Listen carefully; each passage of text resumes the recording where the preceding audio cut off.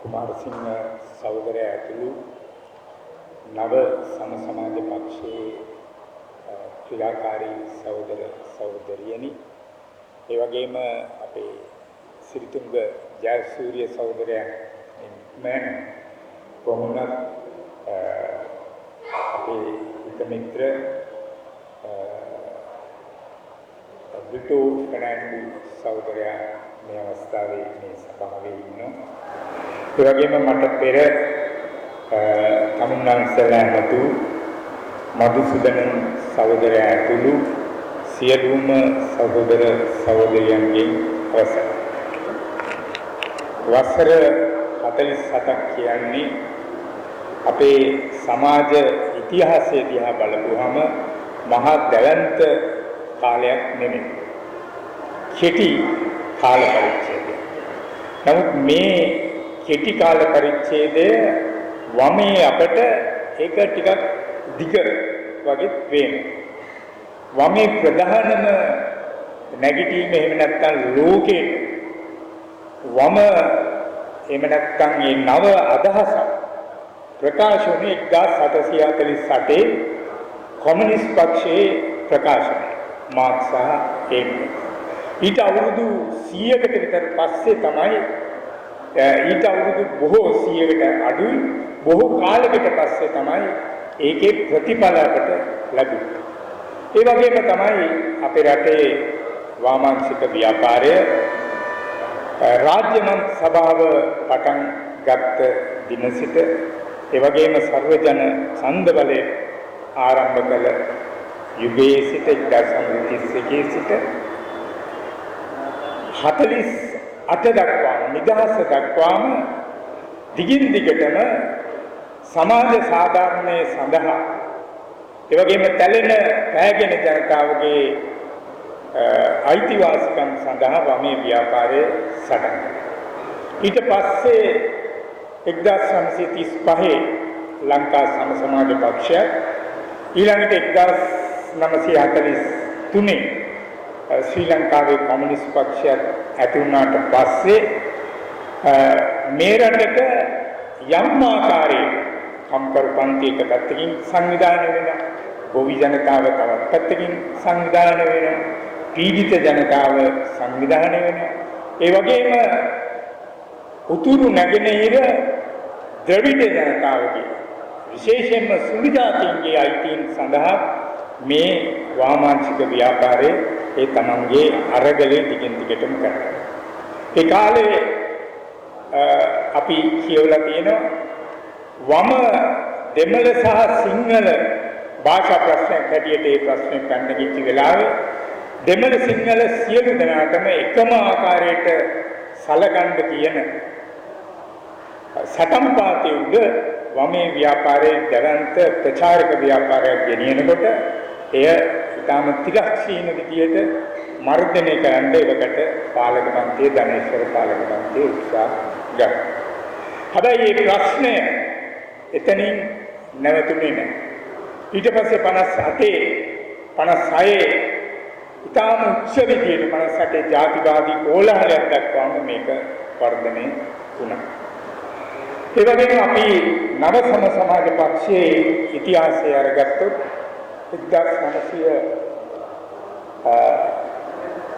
අවුරුදු 48ක ඉතිහාසය තුල නව සමාජ පක්ෂයේ කොහොමද වැඩ කරන්නේ? අර ප්‍රධාන සාම්ප්‍රදායික වාමාංශික පක්ෂ දෙකෙන්ම කැඩිලා ගිය විශාල පිරිසක් හිටියා. කොමියුනිස්ට් පක්ෂයෙන් කැඩිලා ගිය විජේවීර ගාමිණී ආපාතුළු පිරිස් වගේම සම සමාජ පක්ෂයෙන් වික්‍රමබාහු පරමාරත්න එතකොට වාසුදේව නායකතර වගේ විශාල පිරිසක් එයින් කැඩිලා ගිහිල්ලා නව වාමාංශික ව්‍යාපාරයක් පිළිබඳ අදහස් මේ රටේ ජනතාවට ලබා දෙනවා. ඒ වගේම මම දිගට කතා කරන්න බලාපොරොත්තු වෙන්නේ නැහැ. නමුත් ඒ අවස්ථාවවලදී ඇතිවෙච්ච යම් දේශපාලන වෙනස් වීම් වලදී කොහොමද වම ක්‍රියාත්මක? දැන් 53 හර්තාලේ අරගත්තොත් මේකත් මේ සමහරු මේක ඉතර සැලකිල්ලට ගන්න නැහැ. 53 කාලයේ ඇති වෙන්න මූලික පදනම ඇති වෙන්නේ අපේ රටේ එවකට හිටිය ලෝක බැංකුවේ අධිපති කෙනෙක් එහෙම නැත්නම් මේ කලාපයේ නායකයා ජෝර්ජ් කේන් කියන පුද්ගලයා එනවා ලංකාවට. ඒතකොට තිබ්බේ මේ ජයවර්ධන මුදල් නැමැති ධූරේ දරපු ඩඩ්ලි සේනානායකගේ ආණ්ඩුව. ඒතකොට මහා ලොකුවට මේ බඩු මිල අර මේවා එහෙම ලොකු ඉහළ නැගීමක් තිබ්බේ නැහැ. නමුත් ලෝක බැංකුව දෙන උපදෙස් මාලාව 725 තිබ්බ හාල් 75 කරන්න. තැපැල් ගාස්තු වැඩි කරන්න. ඒතකොට මේ වගේ විවිධ ජනතාවට අහිතකර ජනතාව මත බර පැටවෙන මහා දැවැන්ත යෝජනා ගණනාවක් ලෝක බැංකුව ඉදිරිපත් කරනවා. මේ ජයවර්ධන විසින් ඊටාම ලෝක බැංකුව බොහොම සිද්ධාන්නා විදියට මේක ක්‍රියාත්මක කරනවා.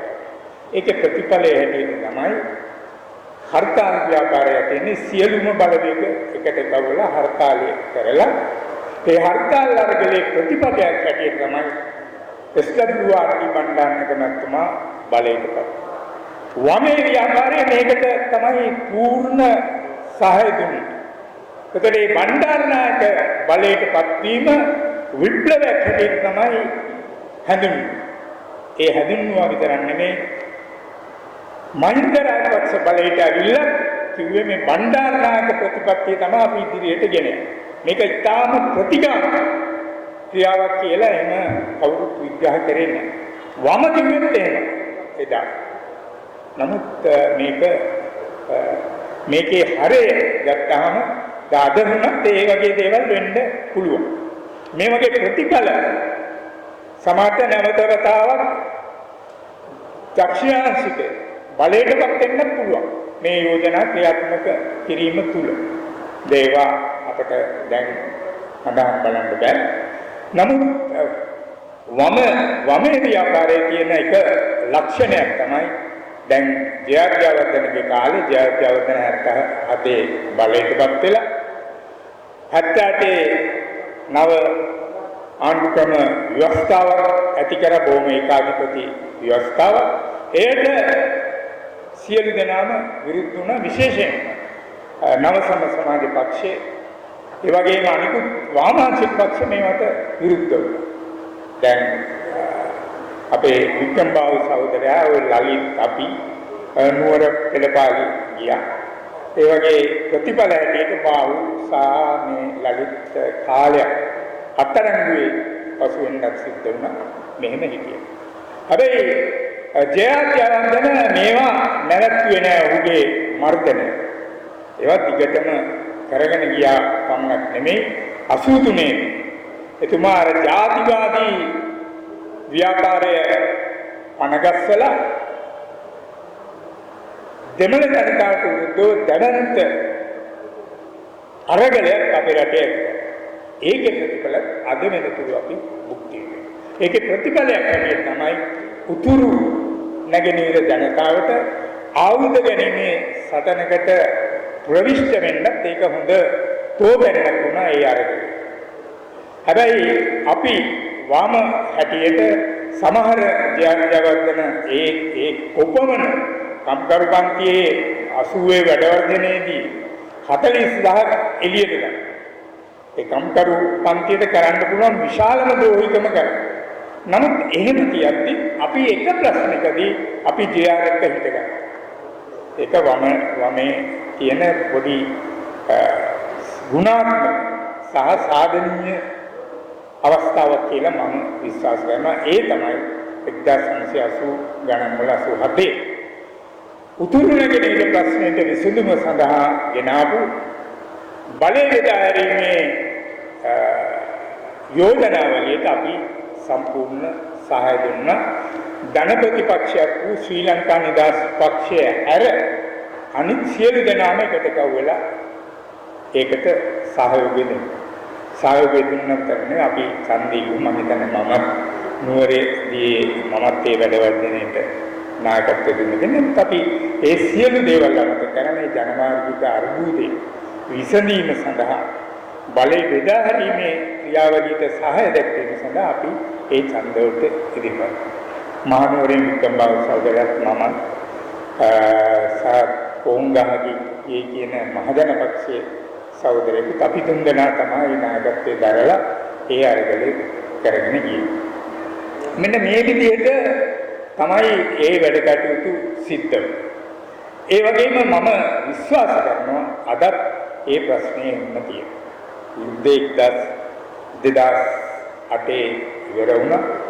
ඉවරලා දැන් අවුරුදු 20කට හිටු වෙන්න යනවා. නමුත් ජනවාර්ගික ප්‍රශ්නේ තාම විසඳිලා නැහැ. අද අපේ රටේ තියෙන ප්‍රධාන කේන්ද්‍රීය ප්‍රශ්නේ තමයි මේ ජනවාර්ගික ප්‍රශ්න. ඒ ජනවාර්ගික ප්‍රශ්නේ විසඳන්නේ නැතුව අපට අඩියක්වත් ඉස්සරහට යන්න බෑ. පන්ති අරගලේ සම්පූර්ණයෙන්ම යට ගිහිල්ලා තියෙන මේ ප්‍රශ්නේ ඉදිරියේ. දැන් 80න් පස්සේ ඒ පන්ති අරගලයක් ගැන කතාවක් නැහැ. අර කම්කරුවෝ 40000ක් එළියට දැම්මා. එපමණ නෙමෙයි වෘත්තීය සමිති ව්‍යාපාරය ඊටාම දුර්වල තත්ත්වයකට. උතුරේ වෘත්තීය සමිති ව්‍යාපාරයක් තිබ්බා ඊටාම ප්‍රබල. දකුණේ මේ නැගෙනහිර තිබ්බා ඒකත් සම්පූර්ණයෙන්ම කඩාකප්පා.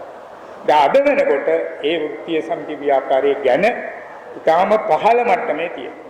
ඒ පන්ති අරගලේ කියන එක අර ජනවාර්ගික ප්‍රශ්නේ නොවිසඳීම හේතුව.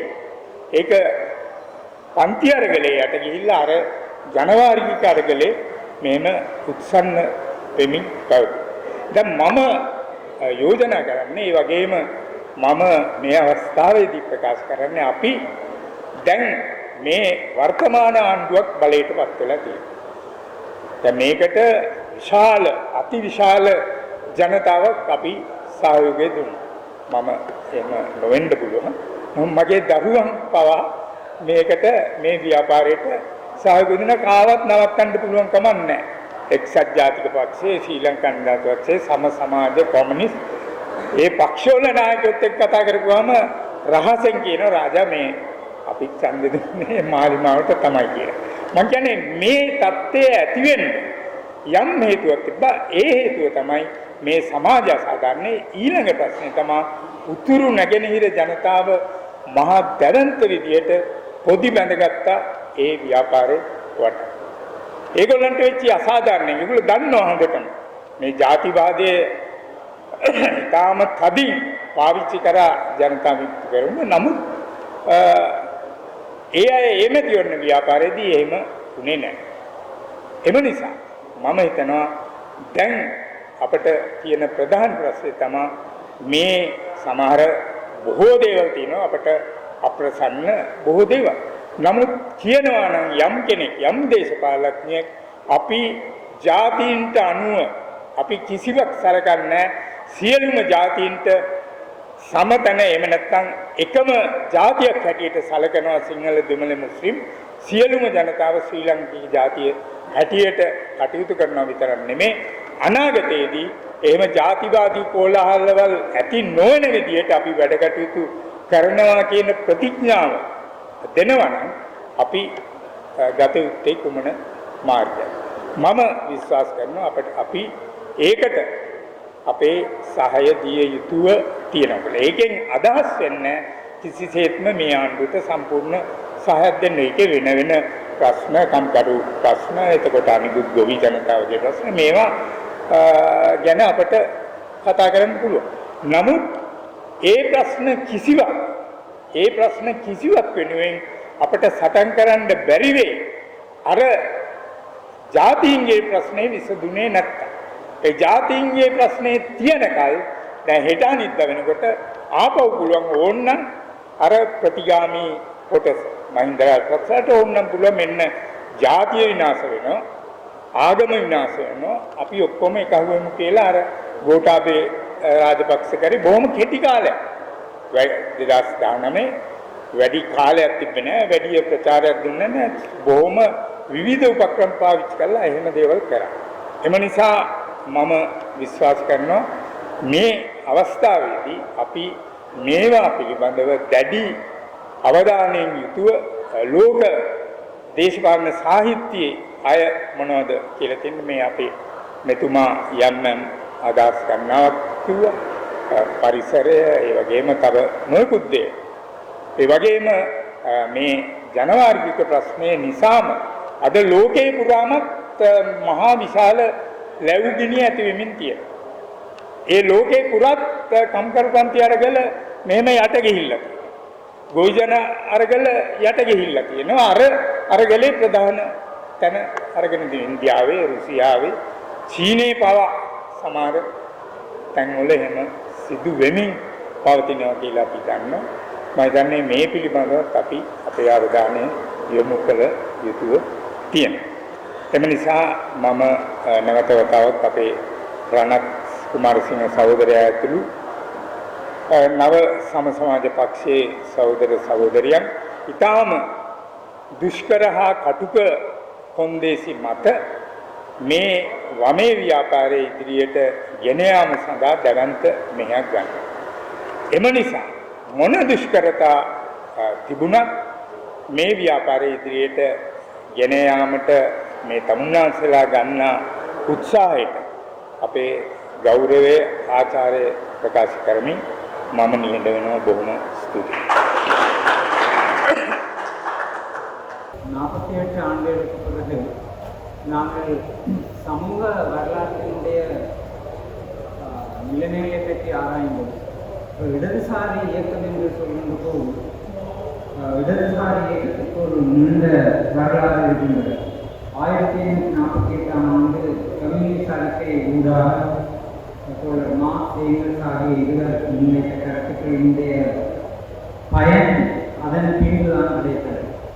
இலங்கை பொறுத்தவரையில் எங்களுடைய அரசு சட்டசபையில் பல வாதங்கள் இடம்பெற்றன. சர்வஜன வாக்குறுதிகளை வழங்கப்பட்டது. அதன் பின்பு 1948ஆம் ஆண்டு நாம் சுதந்திரம் பெற்றோம். ஆனால் அதற்கு முன்பாக 1935ஆம் ஆண்டில் லங்கா சமசமாஜ கட்சியும் 1943ஆம் ஆண்டில் கம்யூனிஸ்ட் கட்சியும் உருவாகியது. ஆகவே தொழிலாளர்கள், விவசாயிகள், ஒடுக்கப்பட்ட மக்கள் ஆகிய அனைவரும் தங்களுடைய உரிமைகளுக்காக போராடினார்கள். வடக்கு கிழக்கு மாகாணங்களை பொறுத்தவரை தமிழர்கள் தங்களுடைய இனத்தின் விடுதலைக்காக செயல்பட்டார்கள். இடதுசாரி இயக்கத்தை பொறுத்தவரை 1935 1963 வரை சிங்களம், தமிழ் ஆகிய இரு மொழிகளுக்கும் சமாந்தஸ்து வழங்கப்பட வேண்டும் என்றுதான் அவர்கள் பரப்புரை செய்திருந்தார். ஆனால் பிற்காலத்தில் அவர்களுடைய நிலைப்பாட்டில் பழைய இடதுசாரிகளில் மாற்றங்கள் இடம்பெற்றது. 1956ஆம் ஆண்டு பண்டாரநாயக்க ஆட்சி அதிகாரத்துக்கு வருவதற்கும் இந்த ஹர்த்தால் இயக்கம் பெரும் காரணமாக அமைந்தது. இந்த நவசமாஜ கட்சியினுடைய 48வது ஆண்டு விழாவை கொண்டாடுகின்ற இந்த நேரத்தில் இவற்றை நாம் முன்னின்று சிந்திப்பது மிகவும் பிரயோசனமானது. அன்று 1953ஆம் ஆண்டு ஹர்த்தால் ஏற்படுவதற்கும் இந்த உலக வங்கியினுடைய அன்றைய முக்கியஸ்தனுடைய ஆலோசனைக்கு அமைய அன்று டிஎஸ்என்ஐனுடைய அரசாங்கம் இருந்தது. ரவிசேனாயினுடைய அரசாங்கம் ஜெயலலிதான் அந்த ஆட்சியின் போது நிதியமைச்சராக இருந்தார். உலக வங்கியினுடைய ஆலோசனைகளுக்கு அமைய ஒரு தொகுதி அரிசி 25 ரூபாயிலிருந்து 75 ரூபாயாக விலையேற்றப்பட்டது. தபால் முத்திரை உட்பட மக்கள் மீது பாரிய சுமைகள் சுமத்தப்பட்டது. எனவேதான் மக்கள் அனைவரும் ஒன்றிணைந்து அன்று ஹர்த்தால் போராட்டத்தை நடத்தினார்கள் என்பதை நாம் ஞாபகத்தில் வைத்திருக்கிறோம். அதன் பின்பு 1977ஆம் ஆண்டு ஆட்சிக்கு வந்த ஜேஆர் அரசாங்கம் 78ஆம் ஆண்டு ஒரு சர்வாதிகார அரசியலமைப்பை அறிமுகப்படுத்தி இதற்கு எதிராக நவசமாஜ கட்சி இடதுசாரிகளின் வகையில் அதை எதிர்த்தார். 1983ஆம் ஆண்டு ஆகும்போது மீண்டும் தமிழ் மக்களுக்கு எதிராக ஒரு வன்முறை கட்டமைப்பு விடப்பட்டது. இதன் பின்பு 1983 பின்பு உண்மையை வழக்கு பெற்று இளைஞர்கள் ஆயுதமேந்தி போராட்டத்தை நடத்தினார். இந்த வரலாற்றை நாங்கள் எடுத்து பார்க்கின்ற போது உண்மையில் இந்த மிகவும் குறையோடி போயிருக்கக்கூடிய ஒரு பிரச்சனையாக இந்த இனப்பிரச்சனை இன்று நிகழ்கிறது. ஆனால் அதற்கு ஒரு உரிய தீர்மானங்கள் மேற்கொள்ளப்படவில்லை. இந்த ஜேடிபி அரசாங்கம் ஆட்சிக்கு வந்தது. அதற்கு எல்லோரும் வாக்களித்தார். ஆனால் ஒருவரிடம் செல்வதற்கு முன்பே அவர்களுடைய விஞ்ஞான முகம் காணக்கூடியதாக இருக்கிறது. இப்படியான ஒரு சூழ்நிலை எதிர்காலத்தையும் இனத்தையும் மதத்தையும் முன்வைத்து கூட்டாவே பதவிக்கு வந்தது போல பல சூழ்ச்சிகள் முயற்சிகள் மேற்கொள்ளப்படலாம்.